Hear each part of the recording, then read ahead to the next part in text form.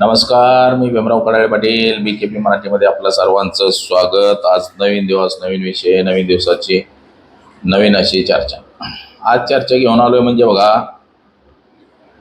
अजित पवार यांच्या मारेकऱ्याला अटक केली. आता काल आपण पाहिलं की या विमान कंपनीचा मालक VK सिंग हा CID पोलिसाला जबाब दिला त्याने. काही जण अटकेत सुद्धा आहेत. त्याचबरोबर आता कोणी असं म्हणतंय की त्या विमानाचा जो पायलट होता सुमित कपूर हा जिवंत आहे. मग आता तर ह्या प्रकरणामध्ये प्रचंड असा एक प्रकारे म्हणजे आपण जे म्हणतो की गोंधळ, हा गोंधळ झालेला आहे. म्हणजे नेमकं पायलट जिवंत आहे कोण म्हणतंय कॅलिफोर्नियाला, पुन्हा काही जणांचं म्हणणं आहे की आता बघा पार्थ पवार, जय पवार त्यांनी एक व्हिडिओ जारी केला की विमानाचा पायलट कसा झोपलेला होता. पुन्हा VK सिंगला अटक करावी अशी मागणी रोहित पवारांनी केलेली आहे. म्हणजे या प्रकरणामध्ये प्रचंड असा गोंधळ झालेला आहे की नेमकं काय हे प्रकरण कोणत्या वळणावर जाऊन ठेपलंय तेच कळायला मार्ग नाही. तर या प्रकरणामध्ये आजवर CID असेल किंवा इतर इन्व्हेस्टिगेशन असतील, यांनी काय काय इन्व्हेस्टिगेशन केलं, VK सिंगचा जो जबाब घेण्यात आला या VSR कंपनीचा मालक, त्याचबरोबर ह्याचा जो पायलट आहे सुमित कपूर हा जिवंत आहे असा जे दावा केला जातोय, तर याच विषयाची सखोल अशी चर्चा आज आपण करणार आहोत. तर सर्वप्रथम आपण जर चॅनल सबस्क्राईब केला नसेल तर सर्वप्रथम चॅनल सबस्क्राईब करावा ही सर्वांना विनंती. आणि चला चर्चेला सुरुवात करूया. अजित पवार यांच्या अपघात घटनेला जवळपास 40 दिवस उलटून गेलेले आहेत. याच्या माग जे काय गुंता वाढलेला आहे हा काय सुटना असं आपल्याला दिसते. आता कधी भारतीय जनता पक्षावरती संशय घेतला जातो, देवेंद्र फडणवीस, अमित शहा, नरेंद्र मोदी यांच्यावरती संशय घेतला जातो. कधी असं सांगितलं जातंय की ही VSR कंपनी आहे, या विमान उड्डाण नागरी मंत्री जे आहेत हे चंद्रबाबू नायडू यांचे चिरंजीव आहेत आणि त्यामुळं अजित पवार यांना न्याय मिळणार नाही. चंद्रबाबू नायडू आणि VSR कंपनीचे मालक यांचे अतिशय जवळचे संबंध आहेत आणि याच्यामुळं यांना अजितदादांच्या मृत्यूला न्याय मिळणार नाही असंही सांगितलं जातं. आता एक व्हिडिओ काल व्हायरल झाला, तो माझ्याकडं आला, एकाने पाठवला. तर त्याच्यामध्ये असा दावा केला जातो की आपण हा दावा बघा. रोहित पवार आणि अमोल मिटकरी यांचा अंदाज खरा ठरला. 28 जानेवारीला अचानक बारामतीत एक विमान अपघात घडला ज्यात अजितदादांचा दुर्दैवी अंत झाला. ही बातमी ऐकल्यावर महाराष्ट्राला पहिला सगळ्यात मोठा धक्का बसला होता. तब्बल 40 दिवस उलटल्यानंतर या घटनेबाबत एक असा खुलासा झालाय, एक अशी व्यक्ती समोर आली आहे की ज्याने संपूर्ण महाराष्ट्राला दुसरा सगळ्यात मोठा धक्का बसलाय. विमानाचा पायलट जिवंत सापडलाय, तोही कॅलिफोर्निया, अमेरिका येथे. विमानातले सगळे जण दुर्दैवाने गेले पण पायलट वाचलाय. पहा या प्रकरणातील असा खुलासा झालाय, एक असा मास्टरमाइंड या प्रकरणाचा समोर आलाय की ज्याचं नाव ऐकून संपूर्ण महाराष्ट्राच्या पायाखालची जमीन सरकली. रोहित पवार आणि अमोल मिटकरी जे ओरडून सांगत होते ते आता बघा, हे अशी चर्चा संपूर्ण महाराष्ट्रात होऊ लागली आहे. विमानाचा पायलट जिवंत. अमेरिकेच्या कॅलिफोर्नियामध्ये विमानाचा पायलट जिवंत आहे असं सांगण्यात येते. आता नेमकं हे प्रकरण कोणत्या देशाला वळण घेतंय हेच कळना. अजित पवार यांचा 28 तारखेला अपघात झाला विमानाचा बारामती या ठिकाणी. अजित पवार यांच्यासोबत 5 लोकांचा मृत्यू झाला असं सांगण्यात येत होतं. सुरुवातीच्या काळामध्ये असं बोललं जात होतं की अजितदादा यांच्या समवेत, म्हणजे अजितदादा यांच्या समवेत 6 लोकांचं निधन झालं असं 1-2 वाजेपर्यंत बातम्या सुरू होत्या. तसंच BBC आयने सुद्धा हेच सांगितलं होतं की अजित पवार यांच्या सकट 6 लोकांचा मृत्यू झालेला आहे. त्यानंतर 2 वाजल्यानंतर पुन्हा हेडलाईन बदलली आणि असं सांगितलं गेलं की अजित पवार यांच्या सहित 5 लोकांचा मृत्यू, म्हणजे 5च लोकांचा मृत्यू झाला असं सांगितलं गेलं होतं. पहिल्या दिवशी सुरुवातीच्या काळामध्ये विमानात असलेल्या लोकांची यादी सुद्धा प्रसिद्ध करण्यात आली होती, किती लोक होते. त्यानंतर दुपारनं 5च लोक सांगितली जात होती. एक माणूस गायब होता आणि ती गायब व्यक्ती कोण नेमकं हा संशय वाढत चाललेला होता. आता काही चॅनल्सनी तसंच काही जणांनी असा दावा केलेला आहे की अमेरिकेच्या कॅलिफोर्नियामध्ये या विमानाचा पायलट सुमित कपूर हा तिकडे दिसल्याचा लोकांनी दावा केलेला आहे, सांगितलं गेलेलं आहे.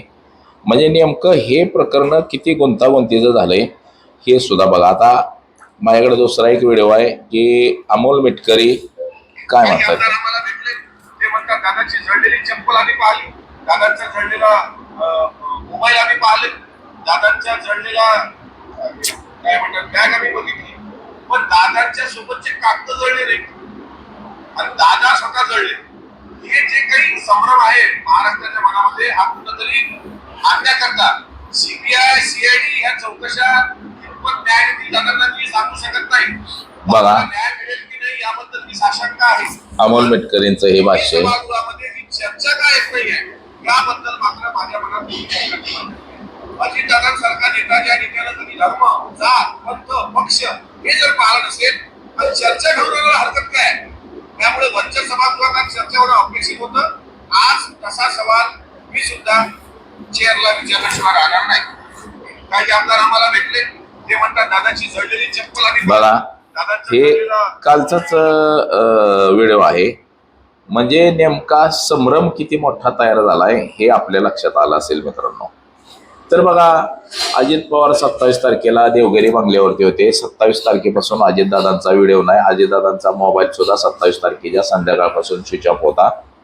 अजितदादांचं 27 तारखेच्या रात्री कोणाशीही बोलणं झालेलं नाही. 28 तारखेला सकाळी 8:30 वाजता लोकांना निरोप आला की अजितदादाचं विमान अपघातामध्ये निधन झालंय, कोळसा झालाय जळून सगळं. आता हे अमोल मिटकरी म्हणतायत की अजितदादांची बॉडी जळाली, चप्पल जळाली, बॅग जळाली, कपडे जळाले, पण कागद मात्र जळाली नाही. आता मग ती कागद काय अगोदरच पसरून ठेवलेली होती का? म्हणजे अशा अनेक शंका यामध्ये उपस्थित झालेल्या आहेत.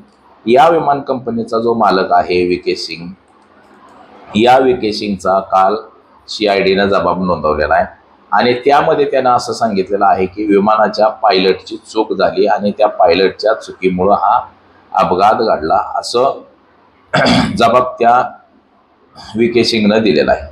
आता हे VK सिंग म्हणजे एक तर चंद्राबाबू नायडूच्या जवळचे, भारतीय जनता पक्षाचे जे अमित शहा आहेत त्यांच्या जवळचे, म्हणजे BJPच्या सगळ्या लोकांच्या जवळचे ते. जे विमान VSR कंपनीचं जे आहे हे VSR कंपनी इतर देशांमध्ये तिला बॅन करण्यात आलेले आहे की त्यांची विमानसेवा चांगली नाही म्हणून त्याला इतर देशांमध्ये बॅन करून टाकलेलं आहे. त्याचबरोबर ही जी विमान कंपनी आहे या विमान कंपनीवरती अनेक ठपके ठेवलेले आहेत की त्याचा मेंटेनन्स व्यवस्थित केला जात नाही, विमान कंपनीचे कामगार व्यवस्थित नाहीत. म्हणजे जसं सुमित कपूर याच्यावरती अनेक वेळा कारवाई करण्यात आलेली होती. म्हणजे असे अनेक त्याच्यावरती आरोप आहेत. आता यामध्ये जे पिंकी माळी म्हणून जी मयत झालेली आहे तिच्या वडिलांनी तर अनेक आरोप या कंपनीवरती केलेले आहेत. परंतु खरं पाहता या कंपनीची चौकशी ही केली जात नाही. फक्त चौकशीचा फास आवडल्यासारखं दाखवलं जातं, परंतु खरी चौकशी ही अद्याप तरी झालेली आपल्याला दिसून येत नाही. आता अजित पवारांच्या मृत्यूला कारणीभूत कोण कोण होतं, काय काय झालं हे बाजूलाच पडलेलं आहे. आता ह्याच्यामध्ये इतर नवनवीन खुलासे व्हायला लागलेले. आता बघा विमान जळालं, त्याचा ब्लॅक बॉक्स जळाला म्हणून सांगितलं गेलं. विमानाच्या ब्लॅक बॉक्समध्ये जो डाटा होता हा डाटा देखील जळाला आहे असं सांगितलं गेलं आणि तो अमेरिकेमध्ये पाठवलं गेलेला आहे. म्हणजे अमेरिकेमधून आता ते त्याचं रिकवर डाटा केला जाणार आहे. म्हणजे किती भयानक आहे बघा की असं सांगितलं जातं की किती जरी विमान जळालं किंवा तो ब्लॅक बॉक्स पाण्यात जरी राहिला किती जरी दिवस, तरी तो त्या ब्लॅक बॉक्समधला डाटा खराब होत नाही. परंतु इथं आम्हाला सांगितलं जातं की ब्लॅक बॉक्समधला डाटा खराब झालेला आहे. म्हणजे प्रत्येक गोष्टीमध्ये संशय आणि संशयाचं धुकं हे मोठ्या प्रमाणामध्ये आहे. संशय मोठ्या प्रमाणामध्ये वाढला गेलेला आहे. याच्यामुळंच लोकांना असं वाटायला लागलेलं आहे की आता काय खरं नाही, ही चौकशी खरी होईल म्हणून काही सांगता येणार नाही.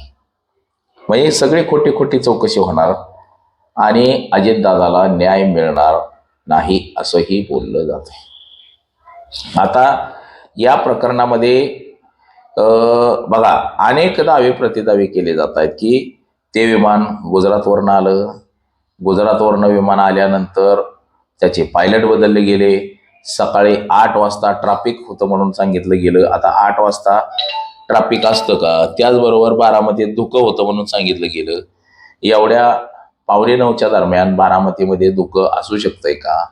म्हणजे अशा अनेक तर्कवितर्क लढवले जातात की बाबा ज्याच्यामुळं लोकांमध्ये संभ्रम निर्माण झालेला आहे की याला खरंच अजित पवारांचा मृत्यू हा विमान अपघाताने झाला आहे का दुसरंच काही षडयंत्र रचलं गेलेलं आहे. मात्र हे प्रकरण रोहित पवारांनी, अमोल मिटकरी, रोहित पवार यांनी मात्र लावून धरलेलं आहे आणि याच्या खऱ्या तपासापर्यंत जोपर्यंत जात नाही तोपर्यंत उसंत घेणार नाही असंही त्यांनी सांगितलं गेलेलं आहे.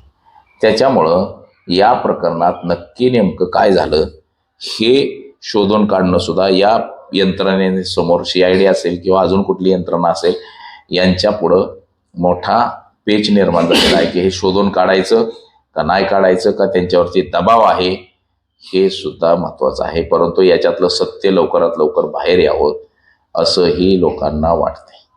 तर आज एवढंच. माझा सहकारी कॅमेरामन अनिकेत, मी भीमराव कडाळे पाटील, BKP मराठी, इंदापूर, पुणे.